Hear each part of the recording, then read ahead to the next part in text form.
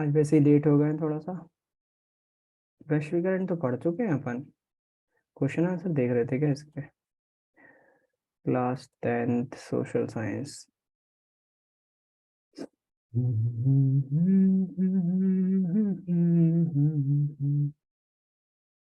अच्छा, इसके question answer देख रहे थे, सही है। चलो देखते हैं कि करके सारे क्वेश्चंस कितने बनते कितने नहीं बनते।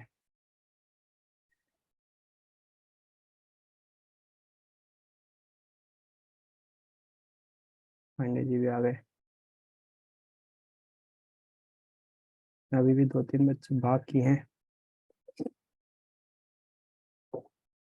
क्योंकि नॉर्मली स्ट्रेंथ 14 तक जाती है, 14-15। अभी 10 है। चलो खैर। आ, मेरे ख्याल से अपन ने एक शब्द के उत्तर कर लिए थे। आज देखते हैं 3 अंक वाले क्वेश्चन। इसमें से 3 अंक क्या आने हैं, देखते हैं। 34 क्वेश्चन है, एक एक करके समझ लेते हैं ना, समझ लेते हैं। समझने और रटने में दोनों में फर्क हो जाता है। अपन समझ लेते हैं इसके आंसर क्या क्या है। विदेशी निवेश किसे कहते हैं? जो बहुराष्ट्रीय कंपनियां होती हैं, वो बहुराष्ट्रीय कंपनियां अपना विस्तार करने के लिए जब किसी देश में भूमि खरीदती हैं, या फिर कोई फैक्ट्री लगाती हैं, उसके लिए जो वो पैसा लगाती है उस देश में, उसको हम विदेशी निवेश बोलते हैं। इसे शॉर्ट में, सूक्ष्म में, एफडीआई भी बोलते हैं, फॉरेन फॉरेन डायरेक्ट इन्वेस्टमेंट। विदेशी निवेश किसे कहते हैं? जब कोई बहुराष्ट्रीय कंपनी जो है, वो किसी देश में फैक्ट्री लगाने के लिए उसमें निवेश करती है या पैसा लगाती है। कैसे? जमीन खरीद कर, मजदूरों को हायर करके, मजदूरों को नौकरी पर रखकर, जब वहां पर इन्वेस्टमेंट करती है तो उसे हम विदेशी निवेश कहते हैं। दो बहुराष्ट्रीय कंपनियों के नाम लिखो। तो गूगल बहुत अच्छा नाम है। गूगल और टाटा लिख सकते हो आप। टाटा भी बहुराष्ट्रीय कंपनी अपनी एक है ना। उसका पूरा नाम टाटा मोटर्स हो जाएगा, टाटा मोटर्स, है ना। वो बहुराष्ट्रीय कंपनियां हैं। और बस इतनी है क्या? नहीं, रिलायंस, रिलायंस भी एक जो है टाटा, वो है अंतरराष्ट्रीय कंपनी। रिलायंस के अलावा आप अगर याद रख सकते हो, इन्फोसिस है। इन्फोसिस भारत की बहुत नामी गिरामी कंपनी है, जो कि सॉफ्टवेयर डेवलप करती है ना। एक वो है। तो गूगल तो आप याद रख ही सकते हो, गूगल एक बहुत बड़ी कंपनी है। उसकी पेरेंट कंपनी अल्फाबेट है, लेकिन गूगल लिखोगे तो भी चल जाएगा। गूगल देखना, मेरे को ऐसा लग रहा है कि यदि यही क्वेश्चन एग्जाम में आएगा ना, तो बाकी कंपनी का नाम भूल जाओगे आप, गूगल और फेसबुक याद रहेगा आपको। लेकिन फेसबुक की कंपनी मीटा है, META। इसलिए वो फेसबुक लिखना सही नहीं होगा। गूगल लिख सकते हो, गूगल खुद अपनी कंपनी है। यूट्यूब नहीं है कंपनी, यूट्यूब गूगल ने खरीदा हुआ है, यूट्यूब का ही है। यूट्यूब गूगल का ही है। तो गूगल लिख सकते हो आप, टाटा मोटर्स लिख सकते हो, रिलायंस लिख सकते हो, इन्फोसिस लिख सकते हो। ये बड़ी बड़ी कंपनियां मल्टी मल्टी नेशनल है। अगर आपको यदि कॉस्मेटिक्स में जाना है, तो मेबले जो कंपनी आती है, या मेबले की जगह कोई कॉस्मेटिक कंपनी जो है, अपने अगर फार्मेटिकल की बात करो तो रेनबैक्सी। रेनबैक्सी ये कंपनी है अपने भारत की, वो भी मल्टीनेशनल कंपनी है, बहुराष्ट्रीय कंपनी है, MNC है वो भी, है ना। अतीत में देशों को जोड़ने का मुख्य माध्यम क्या था? अतीत में, पुराने समय में देशों को जोड़ने का मुख्य माध्यम क्या था? तो विदेशी व्यापार, क्योंकि वैश्वीकरण तो अभी हुआ है। जोड़ने का मुख्य माध्यम क्या था यार? सॉरी। अतीत में जो पुराना समय था, उसमें देशों को जोड़ने का प्रमुख माध्यम क्या था? इसके तो आंसर 2-3 हो सकते हैं, जरूरी नहीं है एक ही हो। विदेशी निवेश मेरे ख्याल से हो सकता है अतीत में, पुराने समय में देशों को जोड़ने का प्रमुख माध्यम क्या था? हम्म, अगर इस चैप्टर की बात करें तो विदेशी निवेश हो सकता है। वैश्वीकरण अभी का है, अभी का है, वर्तमान में है देशों को जोड़ने का मुख्य माध्यम। मेरे ख्याल से विदेशी व्यापार ही आना चाहिए इसमें। चैप्टर में अगर इसको स्टार मार्क करते हैं अपन, कोशिश करेंगे अभी क्वेश्चन सारे करने के बाद जो हाईलाइटेड रहेंगे उनको फिर से देखने की, क्योंकि इसके आंसर 2-3 हो सकते हैं। हाईलाइट कैसे होता है? Highlight text. वैश्वीकरण से आप क्या समझते? वैश्वीकरण से क्या तात्पर्य है? तो आपको मालूम है, बाजार को जोड़ने की एकीकरण की प्रक्रिया वैश्वीकरण कहलाती है। उदारीकरण से क्या तात्पर्य है? जब व्यापार अवरोधकों को खत्म किया जाता है, जब व्यापार अवरोधकों को खत्म किया जाता है तो ऐसी प्रोसेस उदारीकरण की प्रोसेस कहलाती है। व्यापार अवरोधकों को खत्म करना ही उदारीकरण कहलाता है। उदाहरण के लिए भारत में उदारीकरण की प्रक्रिया कब हुई थी? 1991 में। 1991 में भारत में उदारीकरण प्रारंभ हुआ था। स्वतंत्रता के पश्चात भारत सरकार ने किस पर प्रतिबंध लगा दिया था? स्वतंत्रता के बाद भारत ने विदेशी निवेश पर प्रतिबंध लगा रखा था, बहुराष्ट्रीय कंपनियों के निवेश पर प्रतिबंध लगा रखा था। अगला है, व्यापार अवरोधक से क्या तात्पर्य है? तो ऐसे नियम या कानून जिसके वजह से विदेश सरकार विदेशी निवेश पर नियंत्रण स्थापित करती है, उन्हें व्यापार अवरोधक कहते हैं। उदाहरण के लिए करों में वृद्धि, टैक्स में वृद्धि एक प्रकार का व्यापार अवरोधक है ना। व्यापार अवरोधक क्यों लगाती है सरकार? विदेशी निवेश पे नियंत्रण रखने के लिए, उसको कंट्रोल करने के लिए कि ज्यादा ना हो विदेशी निवेश। अगर ज्यादा हो जाएगा तो क्या नुकसान है? विदेशी कंपनियां जो है वो किसी देश पर कब्जा कर सकती है। एक्चुअली में अपने यहाँ ईस्ट इंडिया कंपनी ने जो कब्जा किया था वो इसी तरह से किया था। वो व्यापार करने आई थी और धीरे धीरे जो है वो अपने पे ही कब्जा कर लिया उसने, धीरे धीरे चीजों। तो इसी से सीख लेते हुए सरकार जो है विदेशी निवेश पर नियंत्रण रखती है। उसी नियंत्रण को जो है कैसे रखती है? उदाहरण के लिए करों में वृद्धि, चाइना से अगर स्टील आ रहा है तो उस पर टैक्स बढ़ा देंगे ताकि ज्यादा चाइना से माल ना आ पाए इंडिया में, उसे ही हम व्यापार अवरोधक बोलते हैं। तो ऐसे नियम जिसके अंतर्गत सरकार विदेशी निवेश पर नियंत्रण रखती है उसे हम व्यापार अवरोधक बोलते हैं। एक बहुराष्ट्रीय कंपनी किस स्थान पर अपना उत्पादन इकाई स्थापित करती है?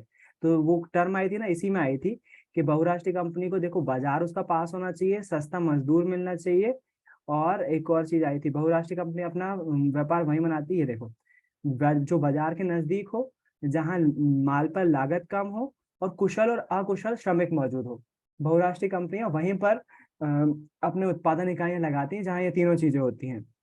वहां से बाजार नजदीक होना चाहिए, माल में जो लागत आती है वो कम आना चाहिए, और कुशल और अकुशल श्रमिक जो है वो वहां पर मौजूद होना चाहिए। उसी को हम जो है उसी वहीं पर बहुराष्ट्रीय कंपनियां जो है अपना उत्पादन इकाई स्थापित करती हैं, है ना।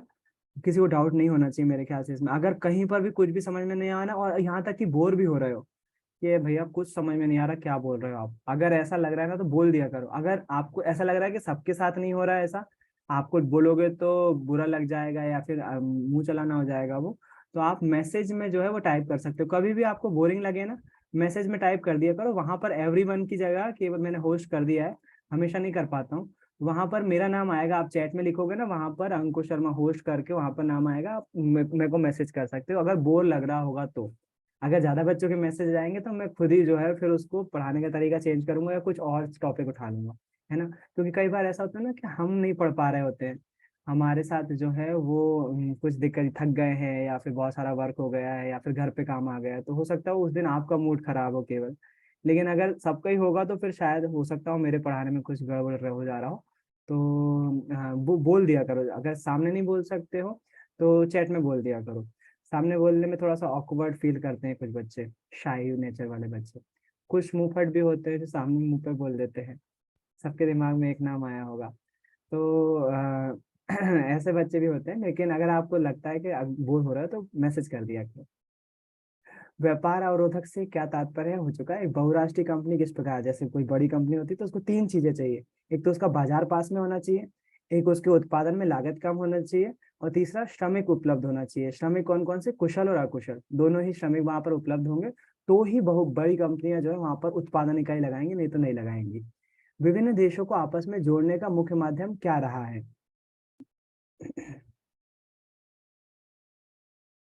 विभिन्न देशों को आपस में जोड़ने का मुख्य माध्यम जो है वो व्यापार रहा है मेरे ख्याल से। तो व्यापार जो है वो कई हद तक दूसरे दूसरे देशों को जो है वो एक दूसरे से जोड़ता है। व्यापार के माध्यम से ही एक दूसरे की संस्कृति भी जाती है। जैसे मान लीजिए यदि इंडियंस लोग अमेरिका में जा रहे हैं सॉफ्टवेयर इंजीनियर के तौर पर, है ना, क्योंकि व्यापार की दृष्टि उनको वहां पर पैसा ज्यादा मिल रहा है, तो वहां पर नौकरी के लिए जा रहे हैं वो। और वहां पर जा रहे हैं तो वो अपने साथ साथ अपनी संस्कृति भी ले जाएंगे। कई लोग गणपति की स्थापना करते हैं अमेरिका कनाडा में, इंडियन से क्योंकि वो दिवाली मनाते हैं। तो देशों को आपस में जोड़ते हैं, वहां के लोगों का अगर कल्चर पसंद आएगा तो वो लोग एक्सेप्ट करेंगे, हाँ बढ़िया है, आप दिवाली मनाइए। तो वहां पर जो है दूसरे एक देश दूसरे देश से जुड़ता है। आप रशिया में जाएंगे तो वहां पर इंडियंस बहुत ज्यादा फेमस है।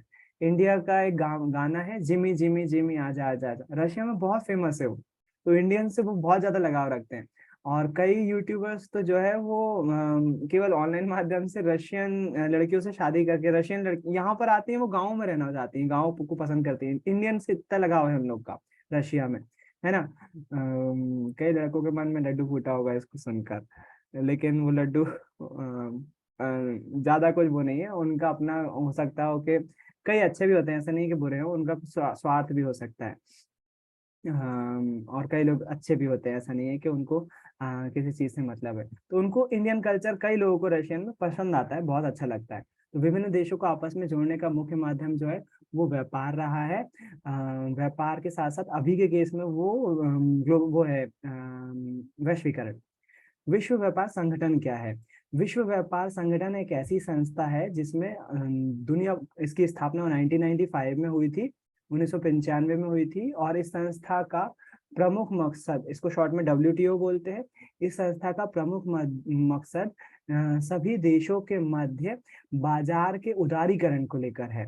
बाजार में जो व्यापार होता है ना, उसको सरलीकरण के मकसद इसका है कि वो सरल हो जाए, ताकि एक देश दूसरे देशों में व्यापार, एक देश दूसरे देशों में आसानी से व्यापार कर सके। तो इसका उद्देश्य है दुनिया भर के देश एक दूसरे देशों में जाकर आसानी से व्यापार कर सके, अर्थात बाजार का उदारीकरण हो जाए, व्यापार का उदारीकरण हो जाए, ये इसका उद्देश्य है। और वर्तमान में इसके कितने देश सदस्य हैं? 160 देश जो है इसके सदस्य हैं। वैश्वीकरण को बढ़ावा देने वाले कारक कौन से हैं? वैश्वीकरण को बढ़ावा देने मतलब एक तरह से दूसरे शब्दों में बोले तो वैश्वीकरण के फायदे गिनाना है यहाँ पर, है ना। पहला तो है कि कंपनियों में स्पर्धा होती है, जिसका फायदा क्या होता है? उपभोक्ता का होता है। कंपनियों में स्पर्धा होती है, स्पर्धा मतलब कंपटीशन होता है, जिससे उपभोक्ता को सस्ती दरों पर चीजें मिलती है। इसके कारण से उपभोक्ता चाहता है कि वैश्वीकरण हो, है ना। पहला तो कारण ये हो जाएगा कि बहुराष्ट्रीय कंपनियों में स्पर्धा होती है, जिससे उपभोक्ता को फायदा होता है, और ये इसी के कारण से वैश्वीकरण। अच्छा, लोगों को उच्च गुणवत्ता वाले उत्पाद मिलते हैं, लोगों के जीवन स्तर में सुधार होता है क्योंकि उनको उच्च क्वालिटी वाले उत्पाद मिलते हैं। अगर मान लीजिए बोलने में सही तो नहीं लगता है, लेकिन चांसेस है, उदाहरण के लिए बोल रहा हूँ, गलत बोल रहा हूँ, लेकिन हो सकता है अगर कोलगेट कंपनी या पेप्सोडेंट कंपनी जो बाहर की कंपनी है, वो भारत में अगर मंजन लेके ले आती तो शायद हम अभी भी जो है वो नीम की दतोन कर रहे होते, या फिर जो हमारा लाल दंत मंजन आता है उस पे होते हम। तो हम, हमारे जीवन स्तर में सुधार नहीं आ पाता, हम साइंस नहीं पहचान पाते दांतों को स्वस्थ रखने की। गलत बोल रहा हूँ मुझे मालूम है, कोई ना कोई भारतीय कंपनी बना लेती, टाइम लगता, लेकिन उन्होंने बहुत जल्दी भारत में इंटर करके जो है वो चीज सिखाई हमको। वैश्वीकरण के कारण से जीवन स्तर में सुधार होता है, इसलिए लोग बाग पसंद करते हैं वैश्वीकरण को। तीसरा जो है, हमें दूसरे देशों की संस्कृति के बारे में पता चलती है, उनकी वैल्यूज के बारे में पता चलती है कि उनकी वैल्यूज क्या है। यदि मान लीजिए हमारे यहाँ कल्चर है, संस्कृति है कि हम बड़ों के पैर छूते हैं, तो यदि वो चीज हम एक वीडियो याद आता है मुझे, कोई बाहर की यूनिवर्सिटी थी जिसमें एक बच्चा डिग्री लेने के बाद जो कुलपति होता है, जो चेयरपर्सन होता है यूनिवर्सिटी का, उसके पैर छू लेता है वो। तो उनको अजीब सा लगता है कि ये क्या किया उन्होंने। लेकिन अगर उनको कोई समझाए कि हमारे यहाँ गुरु का सम्मान इस तरह से किया जाता है, उनके पैरों को नमन कर या छू कर किया जाता है, तो शायद बहुत कम लोग होंगे जिनको ये पसंद नहीं आएगा। सभी को पसंद आएगा ये चीज कि आप सम्मान में झुक रहे हो किसी के सामने, तो ये कल्चर है आपका। तो इस वैश्वीकरण के कारण से वो वैल्यूज और कल्चर भी दूसरे देश में जाते हैं। तो वो अगर किसी धर्म में या किसी देश में कोई अच्छी बात है तो उससे ग्रहण करने से हमें कोई गुरेज नहीं होना चाहिए, वो अच्छा है। और वैश्वीकरण को बढ़ावा भी देता है फिर इस चीज से। क्योंकि वैश्वीकरण में केवल व्यापार ही नहीं आता है, ट्रेवल भी आता है, घूमना जाना भी जाता है। आप यदि एक देश से दूसरे देश में जा रहे हो तो वहां पर वो भी वैश्वीकरण के अंतर्गत आता है, क्योंकि लोगों का आवन जावन भी होता है वैश्वीकरण से। तो वैश्वीकरण से ये हमको फायदे होते हैं, बढ़ावा देते हैं। पहला तो क्या, उपभोक्ता को फायदा होता है, सस्ती चीजें मिलती हैं, जीवन स्तर में सुधार होता है, मानव मूल्य, संस्कृति और जो विचार होते हैं उनका आदान प्रदान होता है, जिसके कारण से दो देशों के बीच संबंध अच्छे स्थापित होते हैं, है ना। तो ये तीन आप कम से कम कारण जो है वो लिख सकते हो, और भी मिल जाएंगे आपको अगर आप नोट्स में देखोगे, तो ये क्वेश्चन बहुत कॉमन है। बहुराष्ट्रीय कंपनियों ने किन क्षेत्रों में सबसे ज्यादा निवेश किया है? तो बहुराष्ट्रीय कंपनियों ने सबसे ज्यादा निवेश अगर किया, अभी के केस में देखूं मैं, तो बहुराष्ट्रीय कंपनियों ने सबसे ज्यादा निवेश जो भारत में किया है वो आईटी सेक्टर में किया है। सबसे ज्यादा आईटी सेक्टर में निवेश हुआ। आईटी मतलब इन सूचना और प्रौद्योगिकी, हिंदी में बोलते हैं इसको, सूचना और प्रौद्योगिकी। मतलब इसमें कौन कौन सी कंपनियां आती है, मतलब क्या है सूचना और प्रौद्योगिकी का, इंफॉर्मेशन टेक्नोलॉजी में इंटरनेट से जुड़ी हुई कंपनियां आती है। बहुराष्ट्रीय कंपनियों का सबसे ज्यादा निवेश जो अभी के केस में, वो इंफॉर्मेशन एंड टेक्नोलॉजी के केस में है ना। और इसके अलावा अगर हम बात करें तो इसके अलावा और कहाँ करा है, परिवहन के क्षेत्र में किया है। कई कंपनियां जो है वो ट्रांसपोर्टेशन में जो है वो अच्छा खासा निवेश करती हैं। इसके अलावा भी बहुत सारे क्षेत्र हो सकते हैं, लेकिन मैं तो इन्हीं क्षेत्र के बारे में जानता हूँ। सूचना और प्रौद्योगिकी बहुत ज्यादा इंपॉर्टेंट है। दूसरा परिवहन जो है वो इम्पोर्टेंट है। अभी के केस में अपन ये भी देख सकते हैं कि जो ऑनलाइन शॉपिंग है वो भी बहुत जबरदस्त बढ़ी है। उसमें भी जो है बहुराष्ट्रीय कंपनियों ने सबसे ज्यादा निवेश किया है। तो ये लिख सकते हो आप, बिल्कुल लिख सकते हो सकता है आपकी गाइड में कुछ अलग आंसर लिखा हुआ हो, लेकिन उसमें रटने की जरूरत नहीं है। जो मल्टीनेशनल कंपनी होती है उन्होंने आईटी सेक्टर में बहुत इन्वेस्ट किया है, बहुत निवेश किया। आईटी मतलब सूचना और प्रौद्योगिकी, सूचना और प्रौद्योगिकी वाली कंपनियों में बहुत ज्यादा निवेश किया है बहुराष्ट्रीय कंपनियों ने। जैसे उदाहरण के लिए मान लूं मैं, अपने यहाँ जो कंपनियां हैं जैसे हो गई टीसीएस हो गई, इंफॉर्मेशन एंड टेक्नोलॉजी, टाटा की कंपनी है वो, लेकिन पूरी आईटी बेस्ड कंपनी है। और अभी पेटीएम की एक खबर आई है, आज ही खबर आई है कि पेटीएम जो है वो भी आपके देखोगे वो ऑनलाइन शॉपिंग, ऑनलाइन प्लेटफॉर्म है पेटीएम, मोबाइल रिचार्ज वगैरह, तो वो भी एक आईटी कंपनी जैसी हुई, सूचना और प्रौद्योगिकी जैसी। उसमें जो है वो चाइना की एक बहुत बड़ी कंपनी का निवेश था, अलीबाबा कंपनी। अलीबाबा एक ग्रुप है चाइना का, जैसे अपने यहाँ अमेजोन और फ्लिपकार्ट है ना, वैसे अलीबाबा चाइना का बहुत बड़ी कंपनी है, बहुत बड़ी। और वो दुनिया भर में जो है सबसे ज्यादा चाइना का जो सामान डिलीवर होता है ना, वो अलीबाबा से ही होता है। उस कंपनी का निवेश था पेटीएम में, है ना। तो आईटी सेक्टर में सबसे ज्यादा निवेश करती है बहुराष्ट्रीय कंपनियां भारत में विशेषकर। इसके अलावा जो है वो परिवहन में भी निवेश करती हैं, और भी बहुत सारी फील्ड हैं, ऐसा नहीं कि बाकी जगह में नहीं करा। रोड ट्रांसपोर्ट में भी करती हैं, जहाज में भी निवेश करती हैं, जो जहाज से परिवहन होता है या पर्यटन होता है उसमें भी निवेश करती हैं। कई शॉपिंग मॉल्स वगैरह होते हैं जो रहन सहन से जुड़े हुए, उसमें भी निवेश करती हैं। जो दैनिक जीवन की जीवन शैली, जैसे मान लो उदाहरण के लिए अपनी एक कंपनी पीएनजी, आप पीएनजी कंपनी के अगर प्रोडक्ट देखो ना, आप खुद भौचक के रह जाओगे कि क्या कंपनी है, भारत में क्या क्या नई बना रही है ये कंपनी, बहुराष्ट्रीय कंपनी। और उसने देखो कौन कौन से प्रोडक्ट्स पे जो है वो कब्जा करके रखा है। पीएनजी करके कंपनी आती है, आपकी कई बार कई सोच सोच के जो है वो दिमाग चकरा जाएगा कि अच्छा ये पीएनजी कंपनी बनाती है क्या। देखना आप, मैं बताता हूँ पीएनजी के प्रोडक्ट्स बताता हूँ आपको भारत में। पीएनजी के प्रोडक्ट्स कौन कौन से हैं, बहुराष्ट्रीय कंपनी है पीएनजी भी, है ना। पूरा नाम है प्रॉक्टर एंड गैम्बल। तो पीएनजी के उत्पाद देखो भारत के, यहाँ पर आपको जो जो जो चीजें दिख रही हैं यहाँ पर, ये सब पीएनजी बनाती है भारत में। आपको दिख रहा है टाइड दिख रहा है, विस्पर दिख रहा है, हेड एंड शोल्डर दिख रहा है, पेंटीन दिख रहा है, टाइड के अलग अलग ब्रांड्स दिख रहे हैं। पीछे एरियल दिख रहा है आपको, जिलेट गार्ड दिख रहा है, पेम्पर्स दिख रहा है, मार्क 3 टर्बो दिख रहा है जिलेट का ही, और यहाँ ड्यूरासेल दिख रहा है आपको, विक्स वेपोरब दिख रहा है। ये सारी चीजें एक ही कंपनी बना रही है, पीएनजी, नाम है प्रॉक्टर एंड गैम्बल। बहुत सारी चीजें जो है यहाँ पर, केवल और केवल कौन बना रहा है, एरियल जिसमें से एक बहुत फेमस नाम है। तो ये बहुराष्ट्रीय कंपनियां हैं, तो ये इसको बोलते हैं डेली कंजम्पशन। मतलब इन सभी चीजों का इस्तेमाल जो है वो डेली में हो रहा है। डायपर हो, चाहे जो वॉशिंग के लिए एरियल हो, चाहे जिलेट दाढ़ी बनाना हो, तेल वगैरह हो, हेड एंड शोल्डर, पेंटीन, ये सब पीएनजी के प्रोडक्ट हैं। ये बेवरेजेस में भी है, लेकिन यहाँ पर पता नहीं क्यों इसका जिक्र नहीं आया है। तो ये जो है वो पूरे के पूरे पीएनजी कंपनी के प्रोडक्ट हैं, पीएनजी बना रही होती है, एक बहुत फेमस कंपनी है ना। इसी के साथ साथ आप जो है वो अपनी पार्ले के प्रोडक्ट देख सकते हो। पार्ले के खाने में बहुत सारे प्रोडक्ट्स हैं। एक कंपनी जो है देखो, एप्पी फिज पार्ले की है, फ्रूटी पार्ले की है, और पार्ले के बिस्किट वगैरह तो देखते ही हो, ये बिस्किट ढेर सारे हैं, Krackjack, Hide and Seek, Magix, 2020, बहुत सारे पार्ले जी तो है ही। ये पार्ले के चीजलिंग आते हैं, Krackjack, Hide and Seek, ये सब एक कंपनी के बनाए हुए प्रोडक्ट हैं। तो ये क्यों दिखा रहा था मैं, इन कंपनियों ने, पीएनजी बाहर की कंपनी है, तो भारत में जो डेली कंज्यूम किए जाने वाली चीजें हैं, जो डेली उपयोग, दैनिक उपयोग की चीजें हैं, सर्फ एक्सेल, साबुन वगैरह जैसे, इसमें भारी निवेश करते हैं ये लोग, क्योंकि सच में बिकता भी है, बहुत ज्यादा बिकता है ना।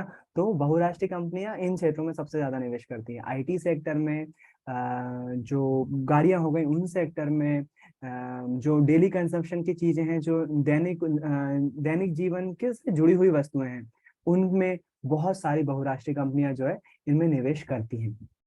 बहुराष्ट्रीय कंपनी से आप क्या समझते हैं?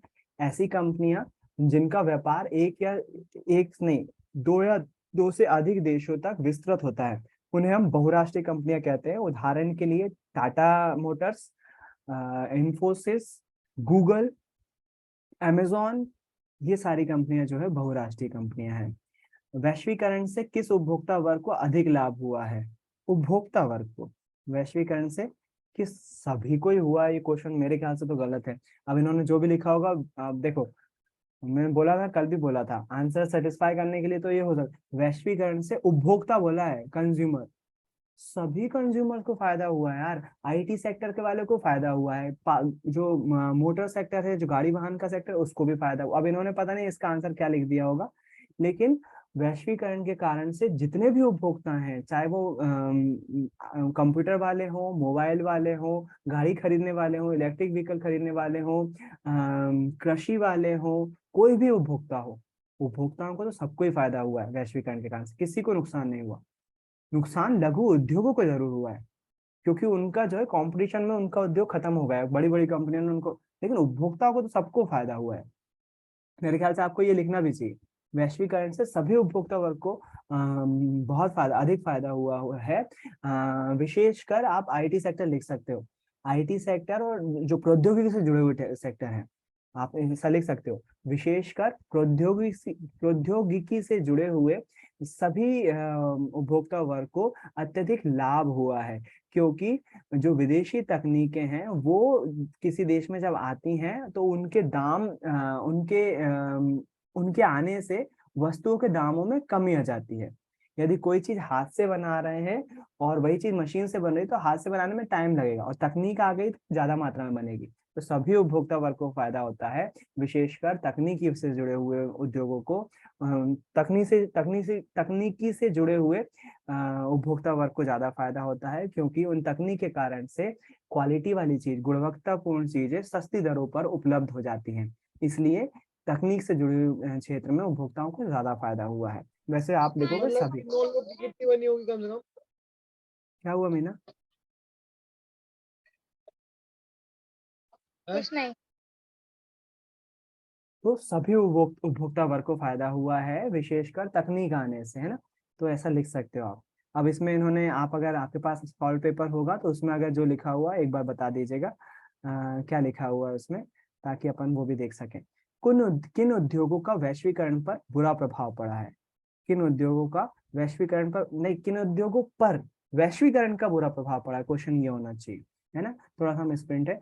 किन उद्योगों पर वैश्वीकरण का बुरा प्रभाव पड़ा है, तो आप डायरेक्ट लिखोगे लघु उद्योगों पर वैश्वीकरण का बुरा प्रभाव पड़ा है, क्योंकि लघु उद्योगों में ज्यादातर श्रमिक हाथ से बनी हुई चीजें बेचते हैं, जिससे उनकी कीमत ज्यादा होती है, और बहुराष्ट्रीय कंपनियां वही चीजें कम कीमत पर उपलब्ध करवा देती हैं, जिसके कारण से प्रतिस्पर्धा बढ़ने के कारण से लघु उद्योग प्रभावित होते हैं, या प्रतिस्पर्धा नहीं कर पाने के चक्कर, कर पाने की स्थिति में वो बंद हो जाते हैं।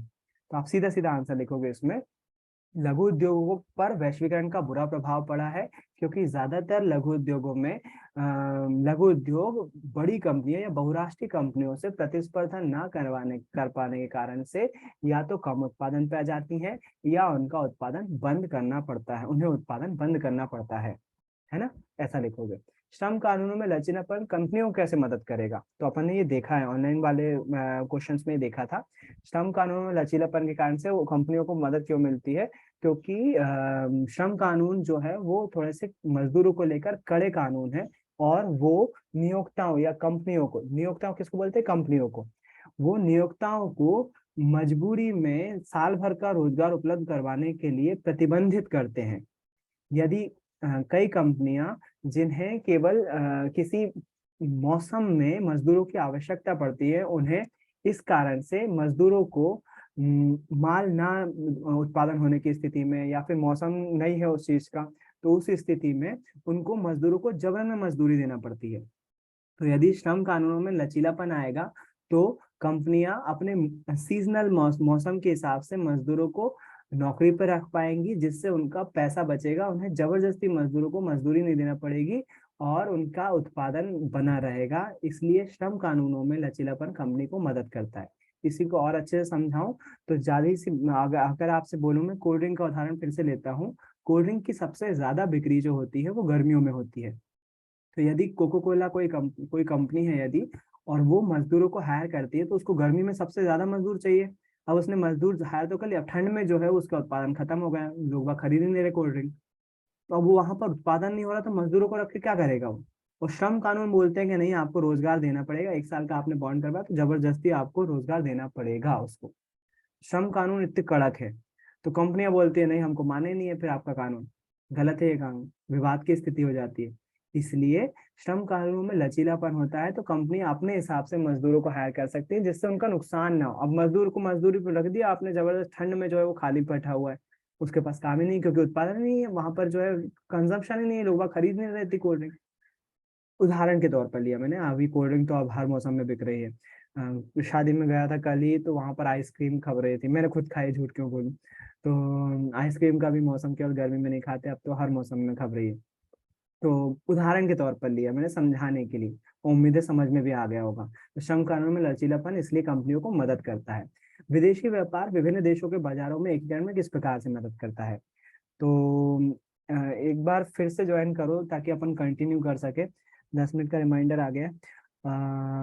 17 क्वेश्चन से एक बार फिर से देखते हैं, थोड़ा सा क्लास आगे बढ़ेगी आज क्योंकि लेट शुरू हुई है। तो एक बार फिर से ज्वाइन करो फटाफट।